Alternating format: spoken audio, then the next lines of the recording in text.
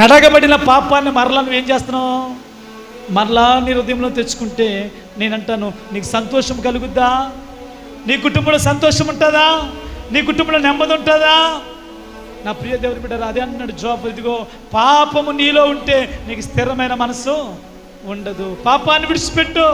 పాపాన్ని విడిచిపెట్టి దుర్మార్గతను విడిచిపెడితే నీకు స్థిరమైన బ్రతుకు ఇహమందును పరమందును కలుగుతుంది. దేవునికి స్తోత్రం చెప్పండి గట్టిగా. నా ప్రియ దేవుని బిడ్డ, మనము పడిపోకుండా ఉండాలంటే, మనము దేవునిలో స్థిరముగా ఉండాలంటే, మూడవది పాపం మనలో ఉండటానికి వీల్లేదు. ఎట్టి పరిస్థితుల్లో పాపానికి అవకాశము ఇవ్వకూడదు.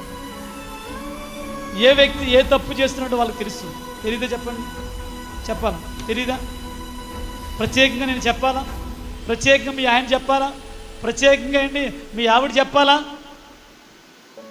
చెప్పండి. చెప్పనవసరం లేదు. మీరు ఏ తప్పు చేస్తున్నారో నీ మనసు చెప్తే. అందుకని దావీదు అంటున్నాడు, నా అంతరంగములో స్థిరమైన మనస్సును నూతనముగా పుట్టించము. ఒక్కసారి అబద్ధానికి అలవాటు పడినాడు, ఇంకా అబద్ధం ఆడుతూనే ఉంటాడు. ఒక్కసారి మోసానికి అలవాటు పడినాడు, మోసం చేస్తూనే ఉంటాడు. ఒక్కసారి పాపానికి అలవాటు పడినాడు, పాపం చేస్తూనే ఉంటాడు. అందుకే దావీదు అంట, ప్రభువా ఇదిగో నేను ఒక్కసారి పాపములో పడిపోయాను, కాబట్టి మరలా ఇదిగో స్థిరమైన మనసు నాకు నూతనముగా పుట్టించు. అలా పుట్టించకపోతే అలవాటు పడిన పాపానికి నేను అలవాటు పడిపోయి ఇంకా నేను పాపంలో ఏమైపోతానో, మునిగిపోతానేమో, పాపంలో నేను ఇంకా కొట్టుకొని పోతానేమో. దావీదు అంటున్నాడు, స్థిరమైన మనసు నాకు నూతనముగా పుట్టించుము. నా ప్రియ దేవుని బిడ్డ, పాపము నీ మనసులో ఉండటానికి వీల్లేదు. పాపము నీ తలంపుల్లో ఉండటానికి వీల్లేదు. పాపము తలంపుడు అసలు మన ఆలోచనలోకి రాకూడదు. మరలా చెప్తున్నాను, అప్పుడు ముగించేస్తున్నా, మరలా చెప్తున్నాను, చిన్న పాపమైన నీలో ఉంటే నువ్వు అభివృద్ధి చెందలేవు.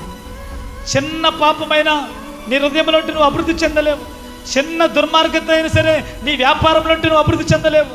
చిన్న దుర్మార్గత, చిన్న అవిధేయత అయినా సరే, నువ్వు ఉద్యోగం చేసే స్థలంలో చిన్న అవిధేయత పనిచేసినా సరే నువ్వు అభివృద్ధి చెందలేవు.